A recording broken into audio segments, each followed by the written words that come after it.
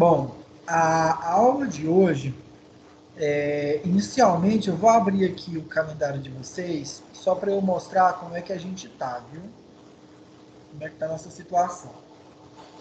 Hoje é dia 22 de maio, né? Sexta-feira. Então, ó, olhando aqui no calendário acadêmico, hoje dia 22. Hoje será a nossa penúltima aula, tá bom? Hoje a gente vai falar sobre vasos de pressão e vai ser nossa penúltima aula. A última aula será a aula da semana que vem, dia 29.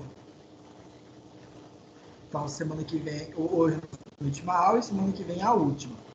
Nesse dia 29, vai ser o dia para vocês entregarem a tarefa, o trabalho que eu passei de projeto de máquinas, e o dia para vocês, que eu vou pegar o AVA de vocês finalizar, tá? Então, vai ser 1000 pontos da tarefa que eu passei para vocês, e vai ser 500 pontos do AVA finalizar. E aí, depois eu vou pegar isso aí e vou postar a nota de vocês, tá bom? Deixa eu ver se tem mais alguma coisa. Eu vou postar a nota em cima disso aí. Pam, pam, pam. E aí, a prova de vocês, a avaliação vai ser no dia 5, tá bom? Dia 5 de junho. Essa prova vai ser online também. Vai liberar um link para vocês. Esse link vai ser no próprio portal, no próprio AVA, igual que a gente fez na primeira prova. Só que a diferença é que essa segunda prova, ela é institucional, porque essa disciplina é DIB, né? Então, vocês têm prova institucional com ela. Então, nesse dia, vai ser a prova de vocês. Provavelmente, na semana que vem, eu já vou ter as informações de qual o horário da prova, se vai ser o dia todo, se vai ser só no horário da aula. Aí, essas informações eu vou ter na semana que vem. Então, semana que vem eu vou passar isso para vocês. E aí, no dia 5 já é para ser a prova de vocês, e aí a gente finaliza essa disciplina, tá? Alunos que ficarem, que tiver que fazer prova substitutiva, ou aluno que tiver que fazer exame, isso aí depois a gente vai resolver, tá? Nos dias seguintes. Por enquanto, vamos nos organizar para essas duas próximas semanas, que é a semana que vem e a outra semana que vai ser a última, que é o dia da prova de vocês. O trabalho, deixa eu aceitar aqui um pessoal. O trabalho da disciplina, então, tem que ser entregue no dia 29, tá? Então, esse é o dia para vocês entregarem o trabalhinho que eu passei para vocês. E a prova vai ser no dia 5. Aí, na semana que vem, dia 29, eu vou passar mais informações sobre como vai ser a prova. Mas ela vai ser online, vai ser pelo próprio AVA mesmo, igual vocês fizeram na primeira prova. Tá bom? Então, é isso. Nós já estamos finalizando a nossa disciplina. A gente vai agora fazer a unidade 4. A unidade 4 a gente vai fazer hoje e semana que vem a gente termina. E na aula de hoje, a gente vai falar um pouco sobre vasos de pressão, tá? Que tem toda uma teoria atrás disso aí, mas eu vou falar sobre ela com vocês. Todas as vezes que a gente falar de vasos de pressão, nós estaremos falando, deixa eu abrir aqui o conceito de vasos de pressão para vocês, pela própria NR, tá?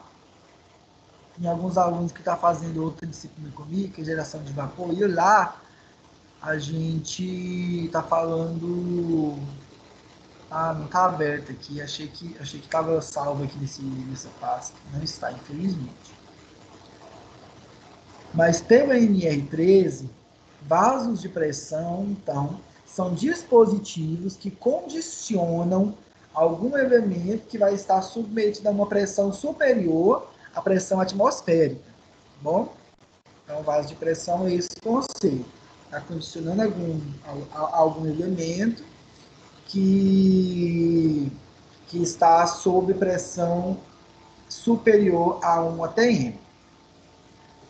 No Brasil, a norma que regulamenta a utilização de vasos de pressão é a NR13, tá? Estou só arrumando aqui, gente, porque eu vou usar esse aplicativo daqui a pouco, tá bom? É a NR13. A NR13, muitos de vocês já devem ter dado uma olhada, já devem ter estudado em alguma outra disciplina, ou ter visto naquela disciplina de legislação, mas não é uma norma complexa e difícil de ser entendida, é fácil de achar ela na internet, na realidade, ela está no próprio Ministério do Trabalho, né? Então, é uma norma de comum acesso para todo mundo. Deixa eu abrir aqui em outro site. Tá, aqui. Pela NR13, o conceito de vasos de pressão, então vai estar aqui no tópico 13.5. A gente vai ler aqui junto agora. Porque na realidade aqui eu não vou focar muito no conceito, vou focar em cálculos, tá? Para vasos de pressão. Mas eu acho super importante a gente definir isso agora. Então, ó, vasos de pressão são equipamentos que contêm fluidos sobre pressão interna ou externa diferente da atmosférica. E aí, para a própria norma regulamentadora, existem várias classificações e categorias de vasos de pressão, né? E essas classificações dependem do fluido que está lá dentro, se são fluidos inflamáveis, fluidos combustíveis, fluidos tóxicos, tá? A natureza desses combustíveis, enfim. E aí existem várias classificações, inclusive vapor de água. Dessa forma, entende-se que caldeiras são vasos de pressão, tá bom? Um vaso de pressão, então, é um equipamento que contém algum fluido com pressão diferente da atmosfera. O porquê, então, que é importante eu entender o projeto e o funcionamento para vasos de pressão? Porque são dispositivos que, pelo fato de terem que suportar diferença de pressão que não é natural do nosso ambiente, ela necessita de alguns entendimentos básicos de cálculo. Esses entendimentos todos vocês já têm na realidade. Os conceitos para calcular a base de pressão, nessa altura do curso, todos vocês já acabaram estudando, tá? Aí existem vasos de pressão cilíndricos, existem vasos de pressão esféricos, e eles se diferenciam quanto às suas capacidades de carga, suas características de dimensionamento, tá? Então, todas essas características, alguns de vocês já podem ter estudado em alguma outra disciplina, ou agora que a gente vai aprender um pouquinho sobre isso, tá? E a necessidade de ter um vaso de pressão para alguma aplicação ela é ampla, tá bom? Pode ser para alguma aplicação industrial específica, pode ser para a produção de energia, como no caso das termoelétricas que utilizam caldeiras, tá? Então, são vasos que condicionam algum elemento com pressão diferente da atmosfera. Pode ser superior, pode ser inferior. Vasos de pressão podem tanto explodir como podem implodir, tá bom? Quais são os principais defeitos em vasos de pressão, né? Os vasos de pressão podem apresentar trincas, tá? Trincas superficiais. Essas trincas, elas podem se propagar ao longo de sua estrutura e isso pode provocar uma ruptura instantânea no material. As análises de falha para vasos de pressão exigem aí muitas vezes cursos específicos para entender a natureza dessa falha, o que pode ter acontecido, tá bom? No curso de engenharia, nós estudamos processos de dimensionamento, processos para entender como que funciona um vaso de pressão, mas quem atua na prática, quem trabalha com isso, sempre faz cursos específicos com os principais fabricantes para poder entender como que é o processo de fabricação, como que é o processo de inspeção e de manutenção desses equipamentos, tá bom? Então, bora lá. Deixa eu voltar para cá. Tendo em vista que um vaso de pressão condiciona um fluido numa pressão, entende-se que essa pressão vai ser aplicada nas paredes desse equipamento.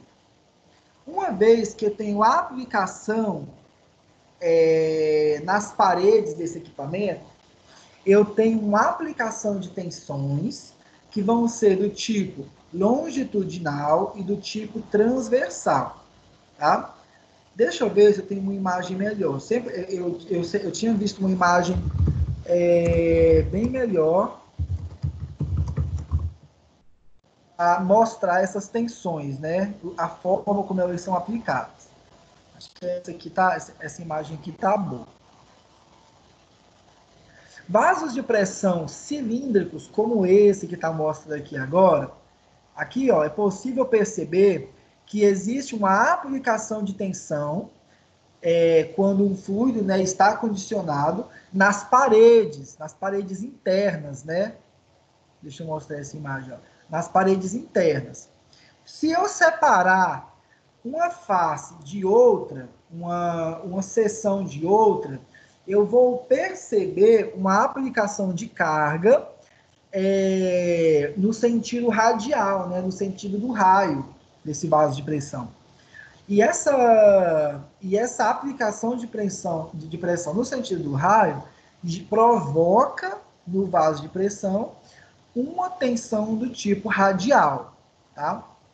Quando ela é tampada, né, vamos dizer assim, com uma outra superfície circular, aí eu vou ter uma aplicação de tensão também nessa superfície da tampa, né, que são, na realidade, as extremidades do vaso de pressão, e nelas vai ter uma aplicação de tensão do tipo longitudinal, tá? Então, quando eu tenho um vaso de pressão esférico e as pontas são um vaso de pressão cilíndrico e as pontas são esféricas, eu tenho aqui uma aplicação de tensão radial e longitudinal, tá? Quando eu tenho vasos de pressão esféricos, igual que está mostrando aqui agora, eu só tenho a aplicação de tensão do tipo radial, tá bom? Ou vai ser só do tipo radial, ou às vezes vai ser só do tipo longitudinal, vai depender do tipo de vaso de pressão. Só que os mais comuns, que são os cilíndricos com superfícies ou com extremidades esféricas, aqui eu tenho os dois tipos de aplicação de tensão, tá? Deixa eu voltar para cá. Daí, muitos de vocês fizeram comigo a disciplina de resistência dos materiais, resistência de materiais avançados. Em resistência de materiais avançados, nós aprendemos sobre o estado plano de tensões. Quando eu tenho um vaso de pressão em que a espessura dele, tá? Preste atenção nessa regra, tá? Quando a espessura dessa parede, né, do vaso de pressão é 10% ou menos do que o diâmetro total do vaso de pressão, eu considero que é um vaso de pressão de parede plana, tá bom? E essa consideração é muito importante no estudo. Por quê? Quando eu considero que um vaso de pressão é de parede plana, é de parede fina, quando ele é 10% ou menos do que o diâmetro total do vaso de pressão, eu assumo que o vaso de pressão está submetido a um estado plano de tensões, tá? A um estado plano de tensões, vai ser um estado biaxial, vai ser um estado com duas fontes de aplicação de tensões, aplicação em dois sentidos, tá? Alunos que têm dúvida sobre estados, né, ó, vou colocar aqui um estado monoaxial de tensões. Deixa eu ver se tem um exemplo. Um estado monoaxial de tensões é um estado do tipo de ou só tração ou só compressão. Ó, deixa eu mostrar aqui um exemplo. Aqui, ó. Deixa eu ver se essa imagem vai carregar melhor. Não, essa imagem não está carregando. Ah, aqui. Pronto. Nessa figura, eu tenho uma figura A e uma figura B, tá vendo?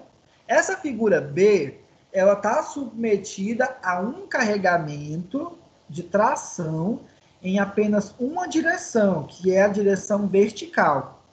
Nesse caso, eu digo que esse elemento está submetido a um estado uniaxial de tensões. Está em apenas uma direção, tá bom?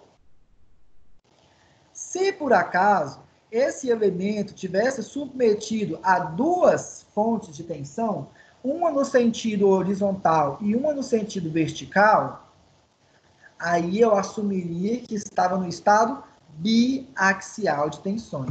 Biaxial.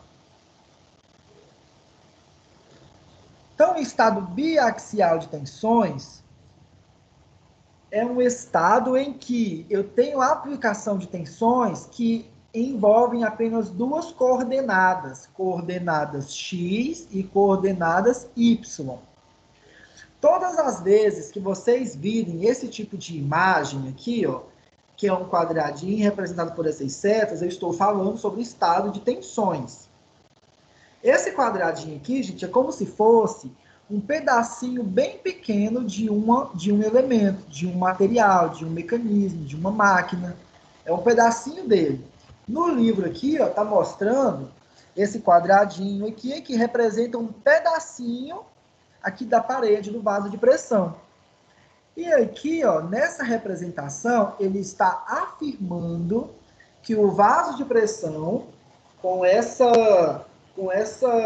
nessa orientação que está mostrada, só apresenta duas componentes de aplicação de tensão. Uma no sentido radial e uma no sentido longitudinal. E essas duas componentes que envolvem a aplicação de tensões nos corpos, tá? Nesse vaso de pressão. Se por acaso o vaso de pressão tivesse uma espessura alta, espessura considerável, eu teria que considerar um estado triaxial de tensões. No estado triaxial, eu já envolvo as três coordenadas x, y e z. Então, ó, já envolveria coordenadas na direção x, na direção y, na direção z. E eu teria que conhecer todas essas coordenadas. A aluna que tiver feito comigo a disciplina de rema avançada já pegou isso aqui. Já estudou isso aqui. Alunos que ainda não estudaram, devem que ainda vão estudar essa disciplina, tá bom? Aqui, na verdade, eu estou só dando uma apanhada geral para eu poder chegar onde eu quero com o estudo de bases de pressão. Se por acaso eu fosse considerar que a espessura da parede do vaso de pressão fosse alta, fosse elevada, eu teria que considerar que é um estado triplo de tensões.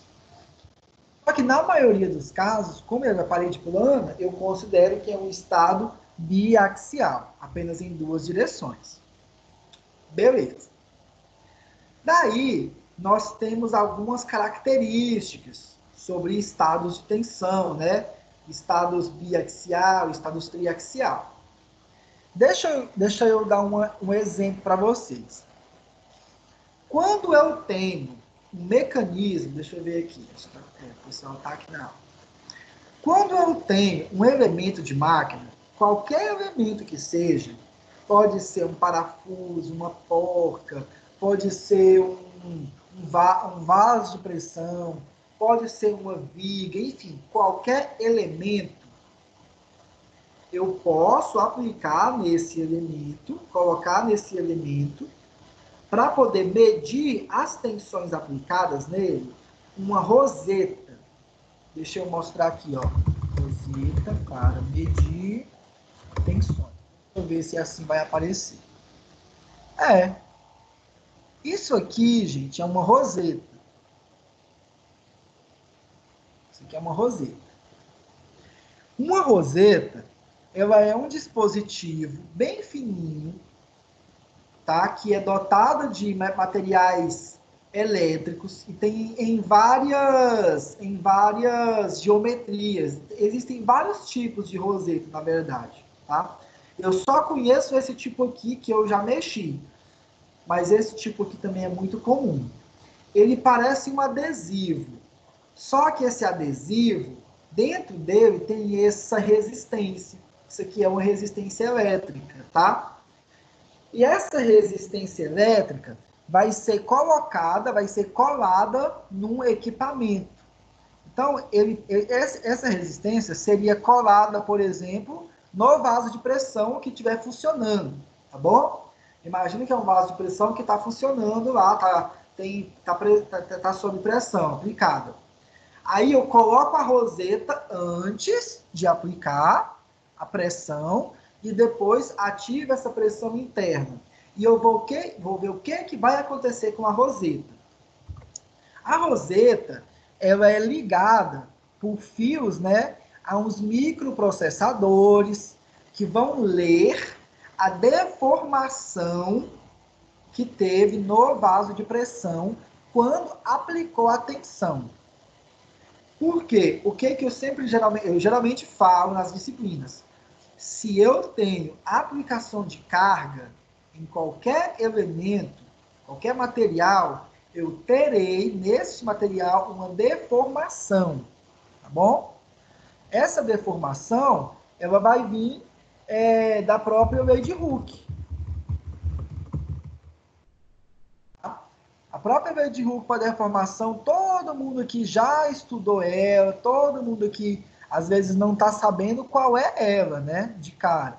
Mas a lei de Hooke é totalmente conhecida de todo mundo aqui, ó. A lei de Hooke é essa aqui, ó, que diz que a tensão aplicada em um corpo é igual ao módulo de elasticidade desse corpo multiplicado pela deformação. O que eu consigo medir com o uso da roseta, colocando uma roseta num vaso de pressão, eu consigo medir a sua deformação. Então, eu coloco a roseta e meço a deformação. Eu sei qual é o módulo de elasticidade. Por quê? Se eu souber o material de fabricação do vaso de pressão, eu descubro qual é o módulo de elasticidade, por tabela ou por fabricante, enfim. É um valor fácil de conseguir. E a roseta, vocês percebem que ela é dada em diferentes ângulos. Essa diferença de ângulo das resistências, ó, cada resistência vem sobre um ângulo diferente.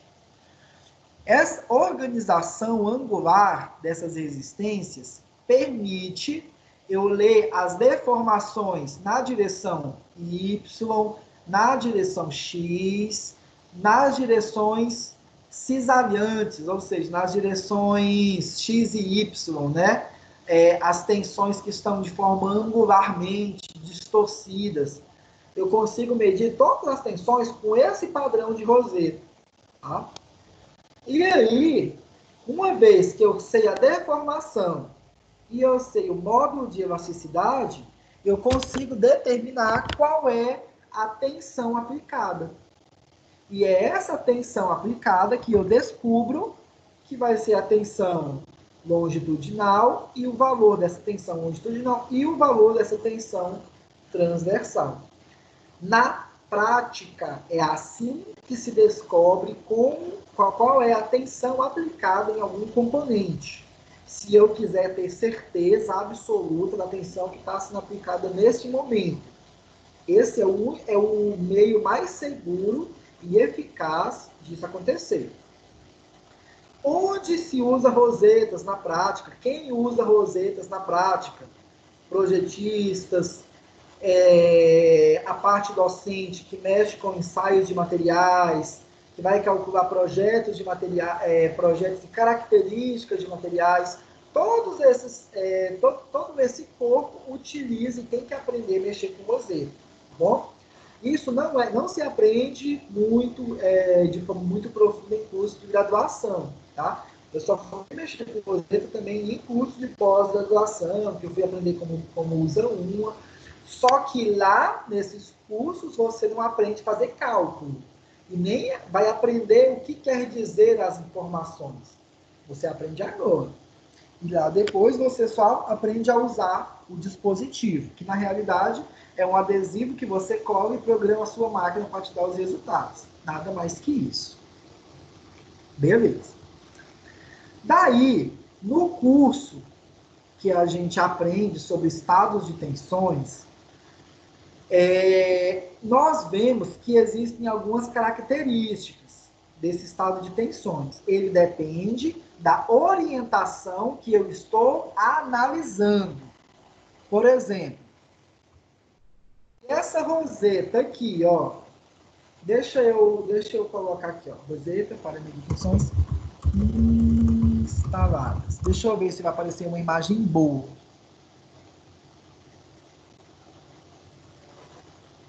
Essa imagem boa, essa imagem aqui dá para entender.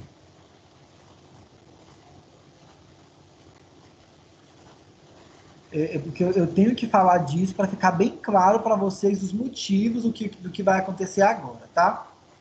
Aqui eu tenho uma roseta instalada, ó. Essa roseta está instalada e vai medir a deformação nessas posições. Vocês podem perceber que essa roseta do meio, ela vai medir a deformação em Y certinha. Eu vou ter o valor da deformação em Y, por essa roseta do meio. Só que se essa roseta fosse instalada, essa roseta, gente, esse quadradinho da roseta representa esse quadradinho aqui, ó, do estado de tensões. Tá bom? Então, imagine que essa roseta está instalada nesse quadradinho aqui. Se por acaso essa roseta fosse instalada inclinada sob algum ângulo, fosse um ângulo diferente aplicado, eu teria outro valor de deformação. Por quê? Esse Y aqui, que está no meio, está medindo a deformação vertical. Só que se essa roseta tivesse um pouquinho torta, um pouquinho inclinada, tipo essas aqui, ó, tivesse inclinada, ela já mediria outro valor de deformação. E se eu meço outro valor de deformação, a tensão vai mudar. O valor da tensão vai ser diferente também. Nossa, gente, esse negocinho que tá aqui aparecendo para mim tá ruim. Pronto. Deixa eu voltar aqui.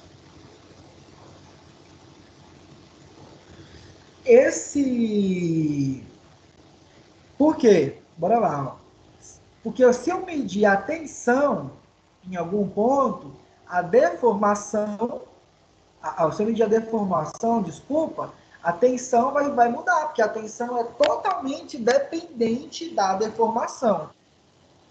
Então, vamos deixar uma coisa clara agora, tá? Isso tem que ficar claro de agora. Quando eu falo de estado de tensões em vasos de pressão, tensões longitudinais e tensões radiais, eu estou dizendo que se eu instalar uma roseta numa posição horizontal ao vaso de pressão, igual está mostrando aqui, ó, uma roseta num ponto estratégico no vaso de pressão, nesse modelo, eu vou ser capaz de medir essas duas tensões aqui, que é a tensão longitudinal e a tensão radial. Porém, se eu modificar o ângulo que essa roseta vai ser instalado, eu vou ter outros valores para essas tensões. Aí eu pergunto, o que é importante então? Eu achar essas tensões longitudinais e transversais, ou eu achar esses outros valores possíveis ao longo da rotação dessa roseta?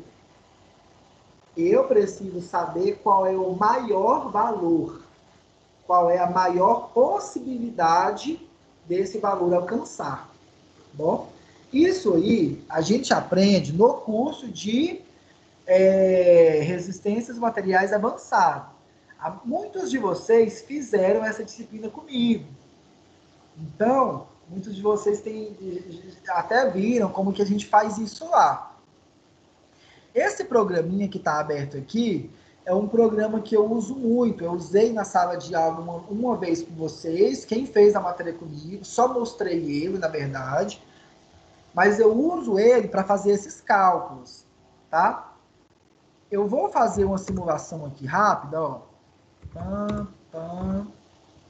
Vou calcular.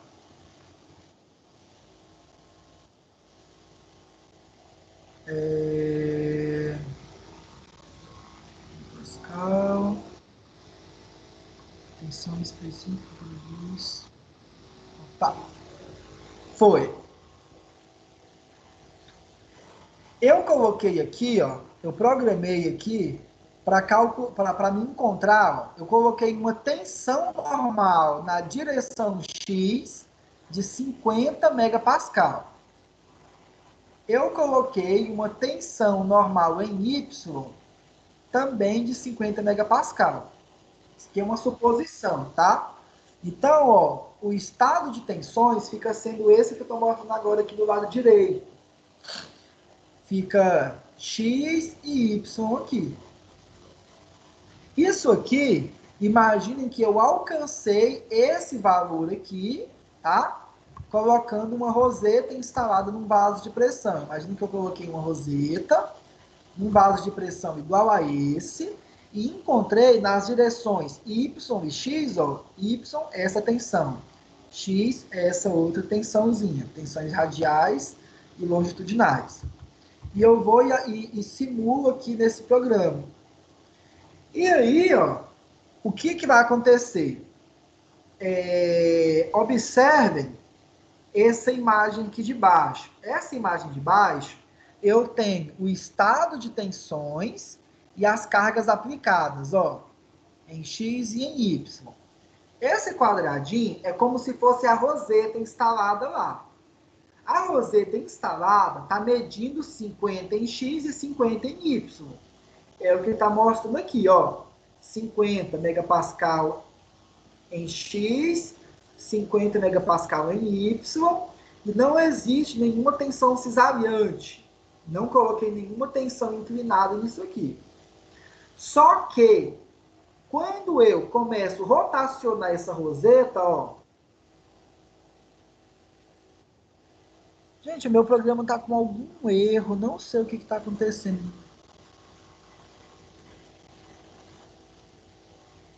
Ah, eu acho que agora foi.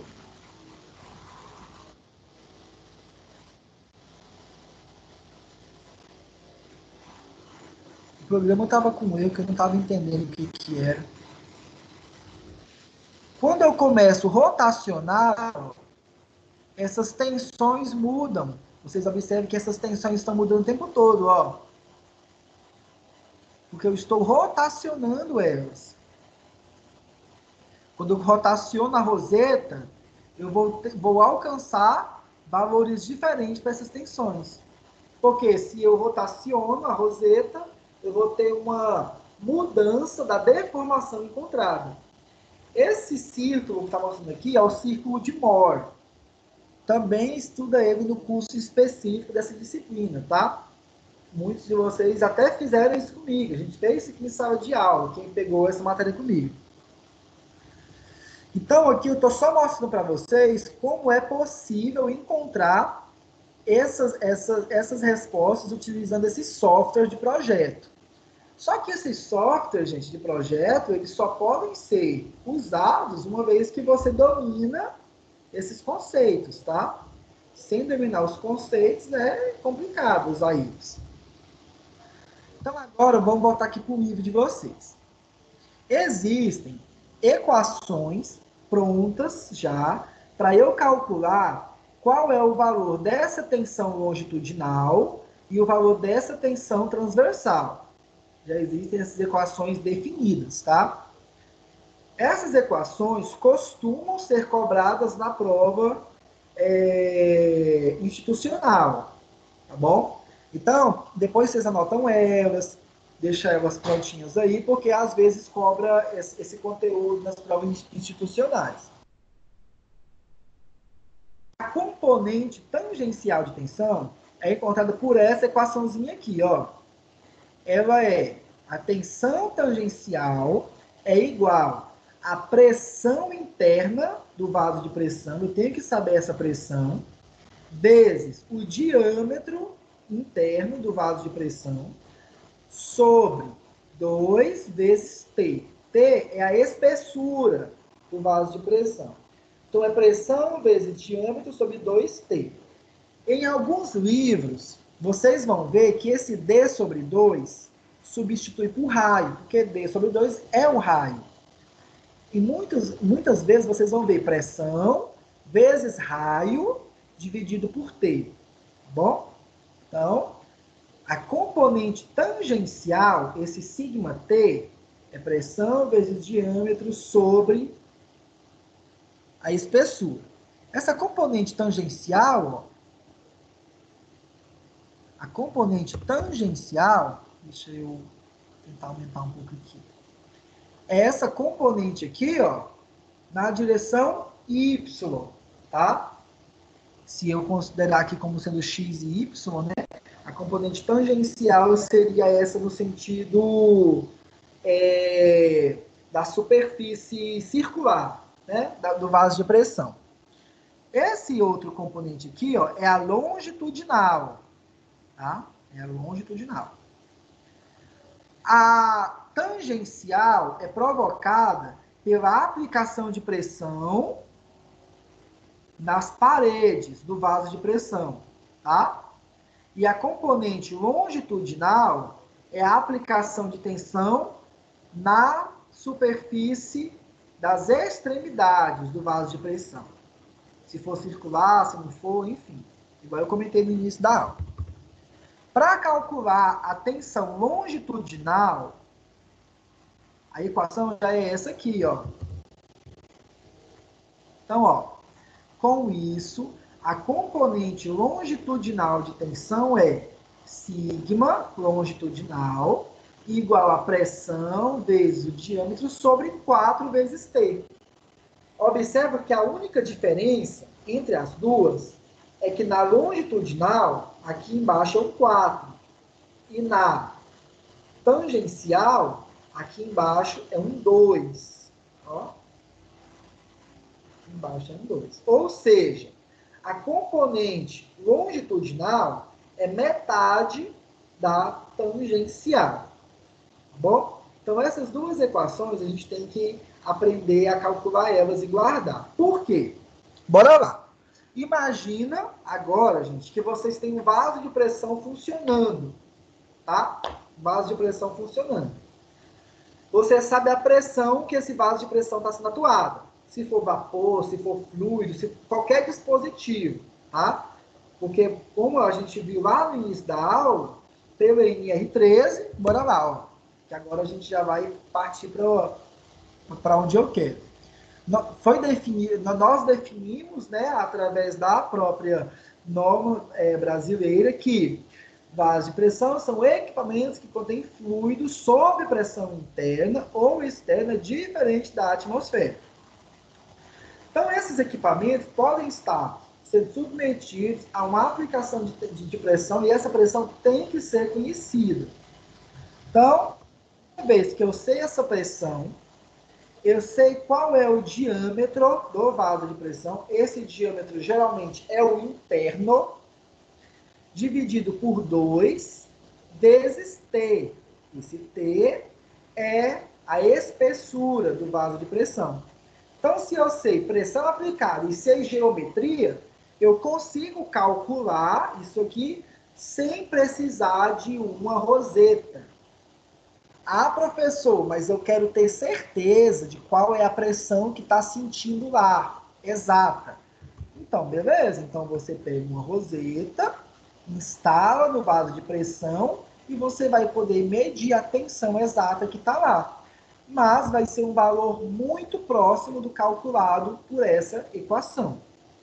Só que eu já afirmo novamente, essa equação, ela vai encontrar a tensão tangencial que vai estar nessa orientação aqui, do vaso de pressão. Não vai ser uma orientação inclinada, que vai, por exemplo, se você colocar a roseta inclinada no vaso de pressão, você vai achar outro valor, porque as rosetas funcionam por orientação de colar, por isso que ela é como um adesivo mesmo, que é colado na peça, com as orientações certinhas de como eu quero medir. Beleza. Então, eu consigo calcular, gente, quais são as tensões transversais e longitudinais. O que que eu ganho com isso? O que que eu ganho com isso? Uma vez que eu consigo, deixa eu ver agora se eu vou conseguir acertar essa programação aqui. Vou abrir, 50-50. Atenção, específico produzida sobre transmissão.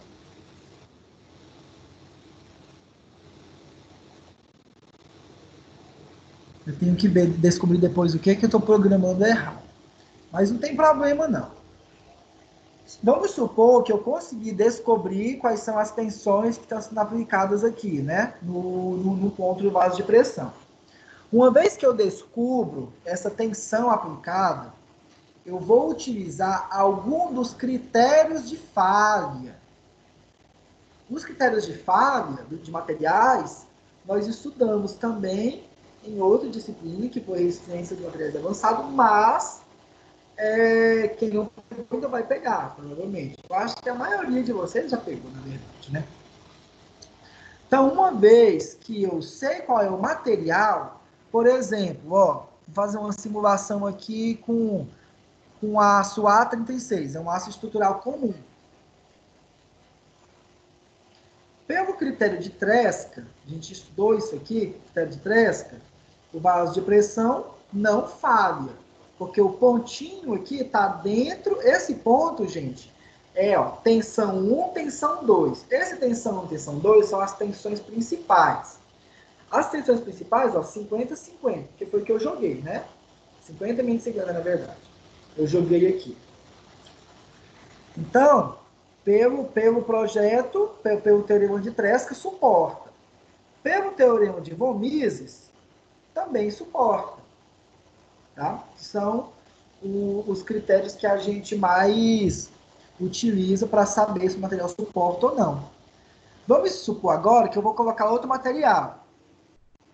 Deixa eu ver se eu coloco um nível de alumínio aqui. Um alumínio. Esse alumínio aqui é um alumínio tratado. Esse alumínio é muito forte.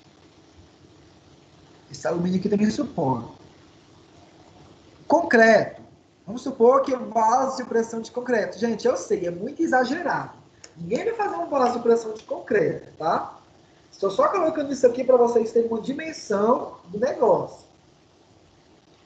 Concreto nunca suportaria uma pressão dessa, de 50 megapascal, tá? 50 megapascal, gente, é aproximadamente 50 bar. 50 bar é aproximadamente 50 atms, é praticamente 50 vezes a pressão atmosférica. O concreto não suporta isso. Então, com o software de projetos, esse software aqui é bem simples, tá? Ele é mais didático mesmo. Você consegue ter uma noção maior sobre projetos, sobre as coisas. E nessa altura do curso de vocês, que vocês já estão no final, muitos já estão no final do curso, outros estão pegando a disciplina, mas às vezes ainda vai pegar essas outras disciplinas que está faltando, mas é importantíssimo saber utilizar esses softwares, como eles funcionam, tá bom? Aprender a usar algum software de projeto.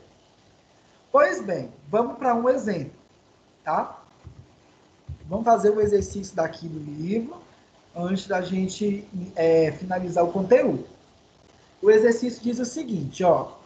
Vamos determinar a componente tangencial e longitudinal nas tampas esféricas de um cilindro pressurizado.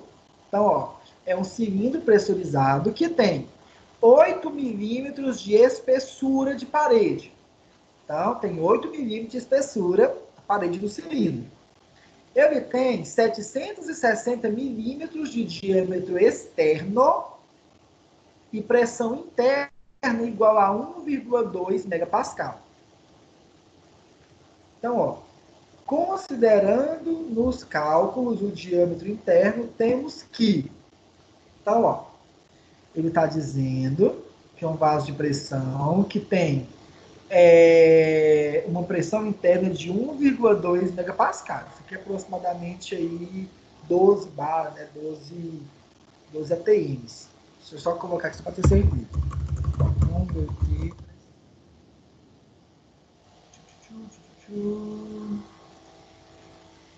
Pascal 1,2 vai ser...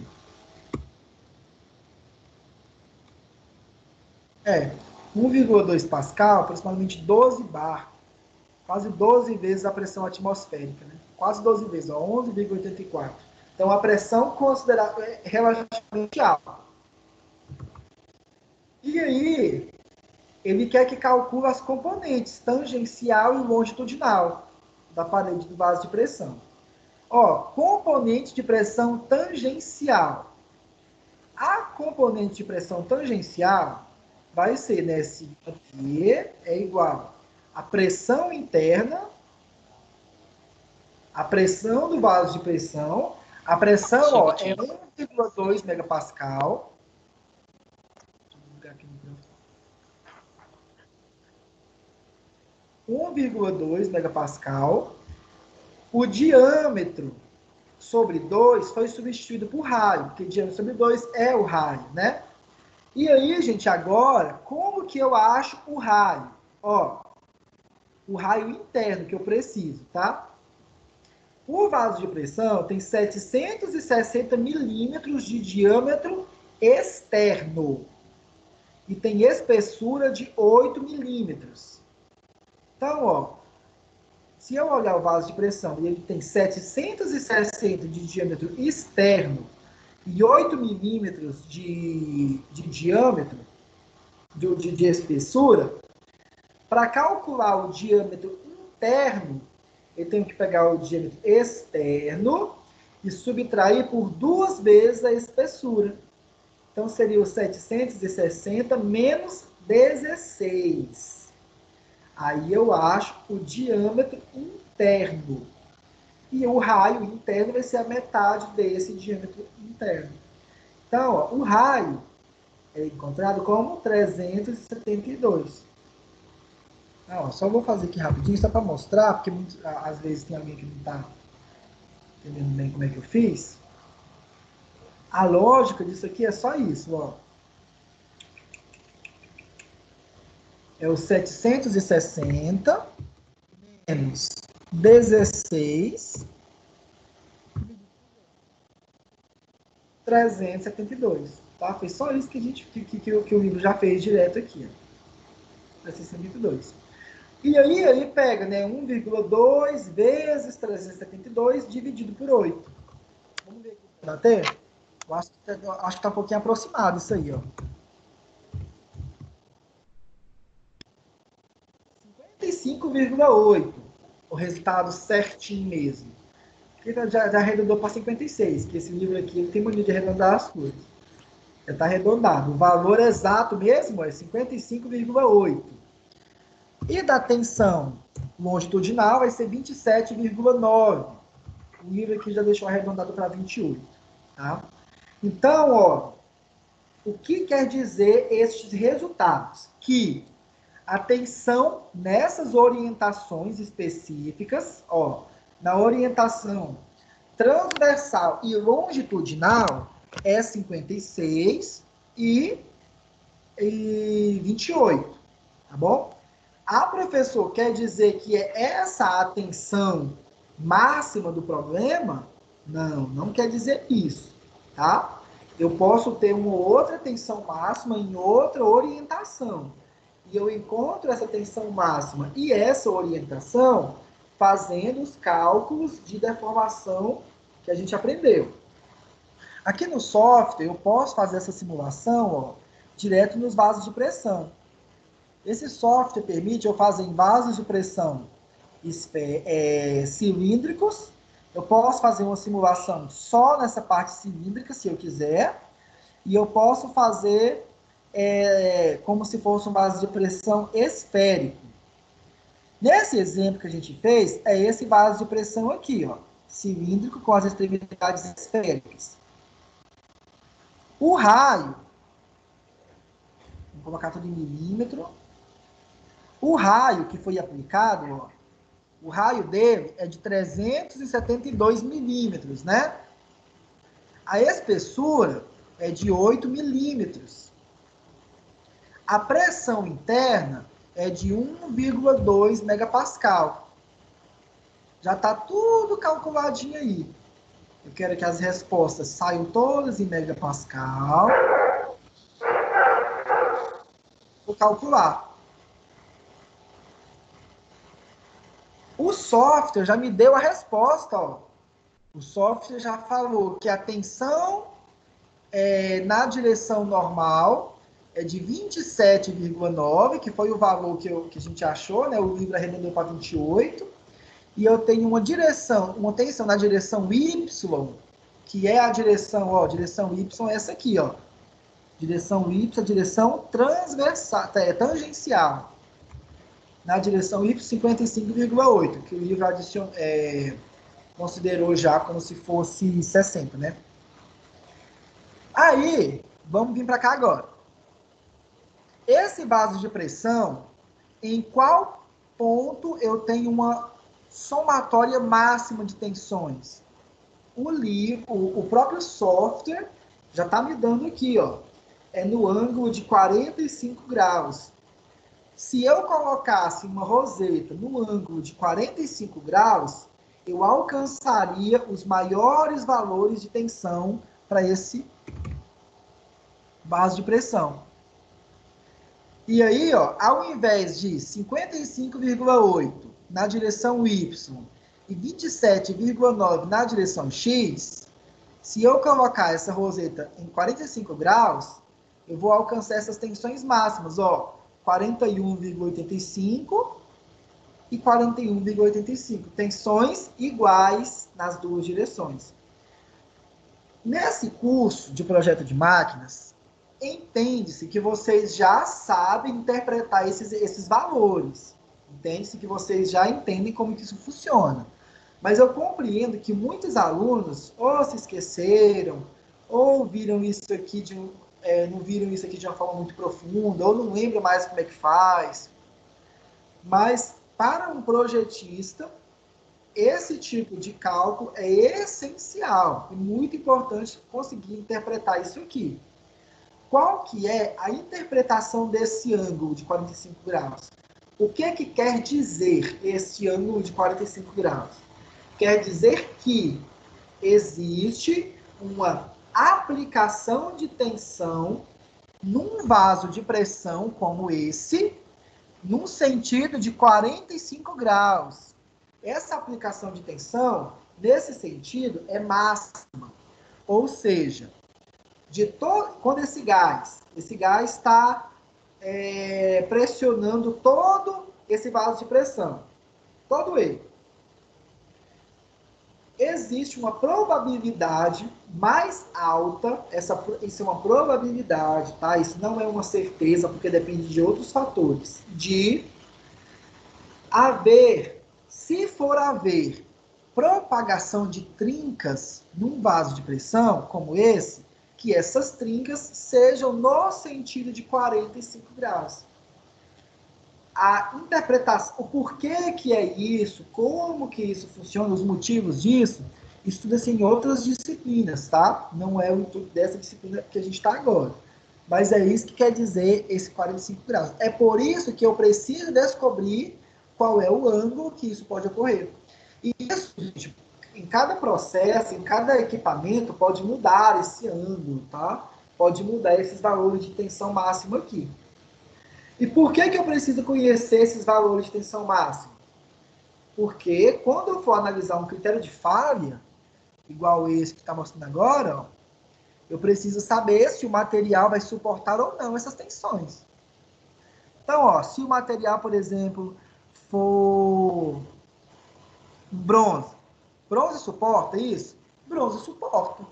Mas convém fazer um vaso de pressão de bronze? Por que esse vaso de pressão está sendo utilizado? Qual é o valor desse metal? Tudo isso é importante para entender por que certos equipamentos são feitos de um metal ou de outro, tá? Esse estudo aqui é só para saber, suporta ou não. É só isso. Se for de bronze, suporta? Suporta. Suporta sim. Mas convém fazer? Quais os motivos que não convém fazer? Concreto, suporta? Não suporta. Aí você já percebe que o pontinho está em outra região. Aquela hora o pontinho estava embaixo, agora o pontinho está em cima, porque já mudou o estado de tensões. Tá? Qual outro material? Aço estrutural. Suporta? Suporta também. E aí você pode fazer ensaios ou simulações para diversos materiais de engenharia. Qual é o material comum para se fabricar vaso de pressão? Ligas de aço comum, ligas de aço baratas, que vai fazer por processos convencionais de fabricação de vaso de pressão, tá? Um aço 1020 suporta? Suporta. Um aço 1040, 1045 suporta também. Só que aí, a decisão de qual material vai ser usado vai depender agora de outros fatores. E a gente estudou isso aí nessa disciplina em outras partes, né? Vai ser ambiente quente, vai ser ambiente frio, vai ser submetido a alta temperatura, vai ser submetido a tensões cíclicas, tensões que vão variar com o tempo, enfim, tudo isso importa, tá bom? Eu já adianto para vocês.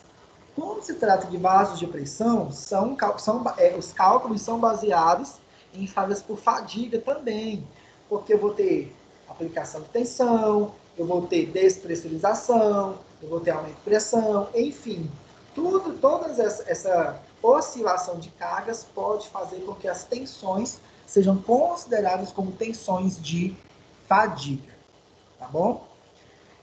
Bom, gente, o que se espera dessa disciplina com relação a vasos de pressão, a aula era isso. Obviamente, vasos de pressão, gente, tem muito mais conteúdo do que isso que eu falei para vocês na aula de hoje. É um assunto muito amplo, tá? Que envolve materiais, envolve... Por exemplo, tem outra questão que eu não comentei com vocês, ó. Deixa eu voltar aqui para o círculo de Mohr. Eu disse para vocês que... Vamos lá, detalhes.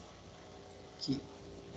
Eu disse para vocês que eu calculo essas tensões, tensão tangencial, essas tensões tangenciais, baseadas nesse critério, certo? Vocês lembram quando a gente estudou sobre concentradores de tensão?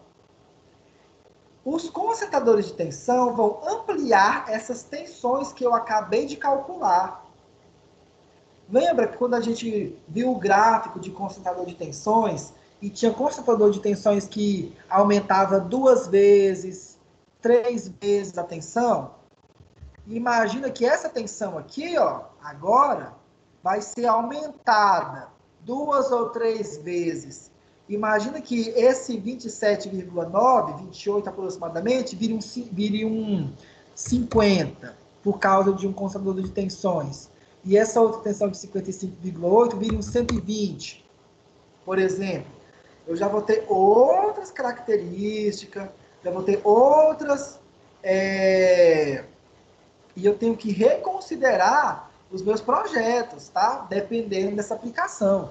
Se aumentar muito mais que isso, se eu tiver agora, além da aplicação de tensões, tiver que considerar fatores de segurança. Esses fatores de segurança podem diminuir as tensões que o material suporta. Enfim, vamos supor agora que com o uso de fator de segurança e com o uso de de concentradores de tensão, essas tensões aí já alcançam outros patamares, né? Vamos colocar aí da ordem de 450 para a ordem de 800. Tá? Isso que eu estou exagerando já também, tá, gente? Estou exagerando, tá? Podem assumir que eu estou exagerando. Aí, gente, não vai ser qualquer material mais que vai suportar, tá? Bases de pressão que atuam, né, com tensões muito elevadas, não é qualquer material que vai suportar também. Eu acho que eu exagerei demais, né? Nessas tensões agora. Eu acho que nenhum material agora está suportando as tensões que eu coloquei. Eu exagerei um pouquinho. Mas vocês conseguem perceber agora que quando eu... 4340 suporta. O único material até agora que eu achei. Pelo teorema de Tresca suporta. Pelo teorema de von Mises também. Então, se eu conseguir aplicar uma tensão tão alta, uma pressão tão alta no vaso de pressão, não é o material que vai suportar. Nessa simulação que eu fiz, só o 4340 suportou. Vamos ver se 1040 suporta. 1040. 1040 não suporta já. Então, são análises importantíssimas e essenciais que o engenheiro tem que conhecer. Bom? Agora vocês podem ligar os microfones de vocês. Se tiver alguma dúvida, tiver algum comentário, o momento é esse, antes da gente finalizar a nossa aula de hoje.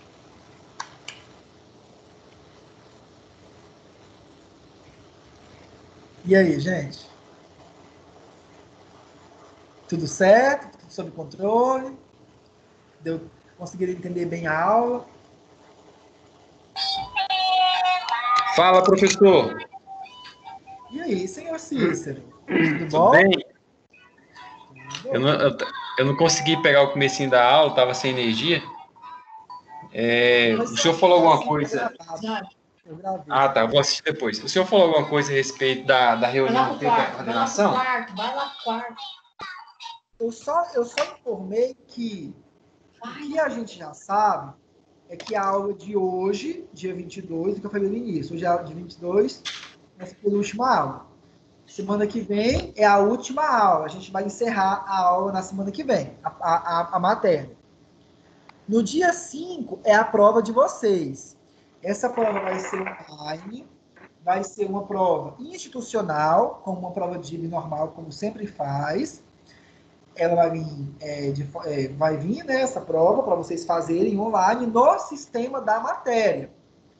Então, lá na matéria vai ter uma aba de avaliação presencial e lá vai liberar o lugar para fazer a prova. Eu não sei, as questões, provavelmente vai ser 10 questões de marcar, mas eu não sei ainda o horário, se vai ser o dia todo ou se vai ser no período da aula. Essa informação eu devo passar semana que vem. Então, a semana que vem eu termino de falar essa informação. Mas o que a gente já sabe é isso. Quanto às apresentações de TCC, isso aí também a gente vai ter uma última reunião para definir isso. Até o dia de enviar a última atividade, até o prazo encerrar para enviar a atividade 3, essa informação a gente já tem que passar para vocês. Tá bom? Mas fiquem antenados, fiquem por dentro, sempre participando das aulas, que vocês vão ficar sabendo das coisas à medida que se for aproximando. É isso que a gente sabe até agora, tá bom? Daniel, teve uma reunião na quinta-feira, ontem, né? Teve uma reunião ontem, e aí a coordenadora Marcela, é bom que tá todo mundo aí já do 10º período também, avisou que o TCC vai ser apresentado igual o senhor está dando aula aí, ó. Isso. Pelo Teams. Online? É online. Igualzinho o professor está apresentando aí. Então você vai montar a sua apresentação e aí vai ter a banca e essa banca vai assistir você apresentando. Eu queria ver até com você também, Daniel, qual os professores que a gente coloca lá na banca, se você já tem essas informações também para concluir lá o TCC? Pois é. Eu ia fazer a mesma pergunta. Eu acho que eu vou ligar lá agora, depois que ela finalizar, para a gente já definir isso aí, porque vocês já colocam nos trabalhos de vocês. Se eu já você vai participar, né, Daniel? Tá, você vai estar na banca, né, Daniel? Estou aguardando esse vídeo para colocar pessoal que vai na banca para colocar no trabalho também. Eu comentei com você no WhatsApp também, né? Farei sim, tá? Tá, beleza então, Daniel. Obrigado, viu? Por nada. Boa noite, viu? Valeu, um Valeu. abraço. Tchau. Boa noite. Mais alguém? Tem mais alguma dúvida, gente? Eu vou encerrar a gravação da aula aqui. Não.